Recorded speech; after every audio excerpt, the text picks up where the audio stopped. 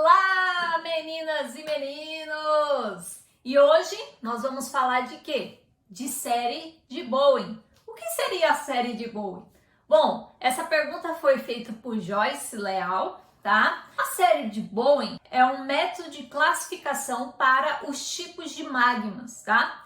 E isso nós vamos ver muito quando falamos de rochas ígneas, tá?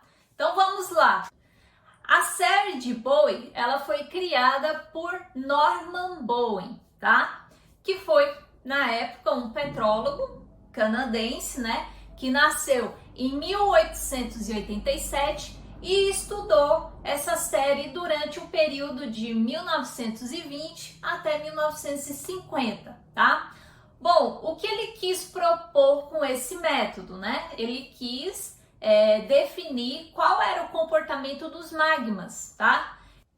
E o experimento de Bowen foi em relação à cristalização do magma, ou seja, o que estava líquido tornar sólido. Então, para isso se tornar sólido, eu tenho o quê? Eu tenho que ter uma queda de temperatura, porque daí esse material líquido ele vai endurecer, tá bom? Então, pessoal, para a gente entender melhor como é que funciona a série de Bowen, tá? É necessário entender as relações básicas da petrologia. Petrologia é o quê? É o estudo das rochas, tá? Com isso, entende-se que magmas são o quê? Fusões das rochas, tá? Que são formadas em altas temperaturas e altas pressões, tá? Após a sua geração, esse magma ele tende a se alojar em determinados locais na crosta da Terra, que é onde nós chamamos de câmaras magmáticas, tá?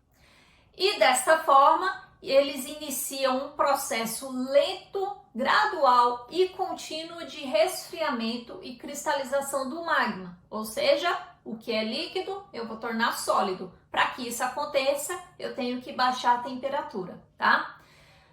A série de Bowen é uma simplificação deste processo evolutivo de cristalização dos magmas, tá?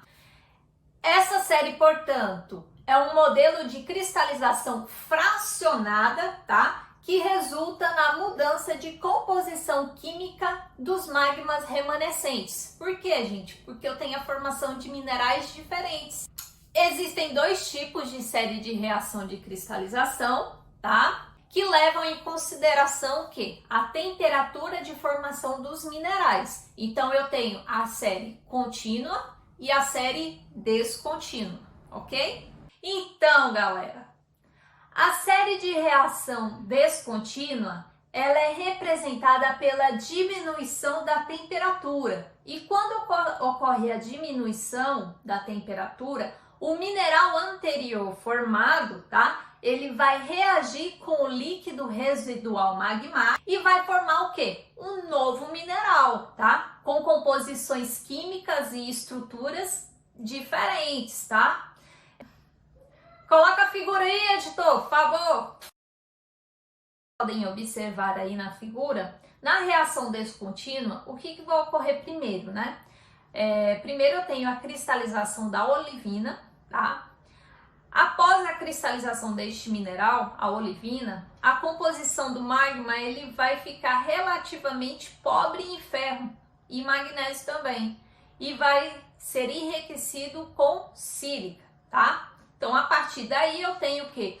Um arrefecimento progressivo desse magma, ou seja, diminuição da temperatura, para formar o meu segundo mineral, que é o piroxênio, tá? Bom, esse material ele atinge a temperatura de cristalização do anfibólio, né? Que é no caso, já tem o quê? A olivina, o piroxênio e mais o líquido residual. Então, com esses três elementos, eu vou ter o quê? A cristalização do anfibólio, tá? Se ainda, né, houver uma fração magmática após a cristalização do anfibólio, a temperatura ela continua a descer e o mineral a formar-se é a biotita, sendo o último mineral rico em ferro e magnésio a cristalizar. Então, pessoal, isso foi para série de reação descontínua. E a série de reação contínua? Na série de reação contínua, o que nós vamos ter? Nós vamos ter a representação da alteração gradual de íons dos plagioclásios. Ou seja, esses minerais eles não vão alterar a sua estrutura interna. Então vamos lá, vamos ver na figura agora. Bota aí, editor, por favor. Então, na série de reações contínua, nós podemos ver que os plagioclásios são os minerais constituídos por alumínio, sílica e com porcentagens variadas de quê? De sódio e cálcio. Se o plagioclase ele for 100% de cálcio, aí nós vamos chamar de anortita, tá? E se o plagioclase for constituído 100% de íons de sódio, trata-se então de uma albita, tá? Então, pessoal, após a cristalização total, né, completa dos minerais que constitui os dois ramos, né, aí a série contínua e a série descontínua, nós podemos observar que a fração magmática resultante, ela pode apresentar o quê? Elevadas concentrações de sílica, tá? E também de metais leves, como por exemplo, o potássio, o alumínio, certo? Então eles cristalizam, tá?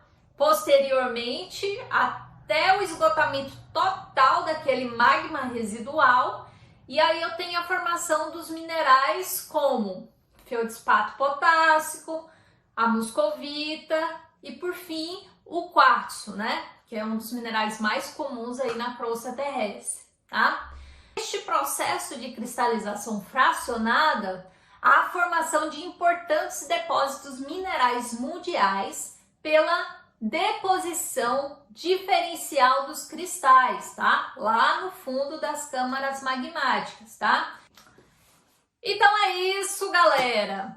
Se você gostou desse vídeo, ó, mostre aí pros colegas, tá? E na próxima semana eu venho com outra perguntinha para vocês, ok? Tchau!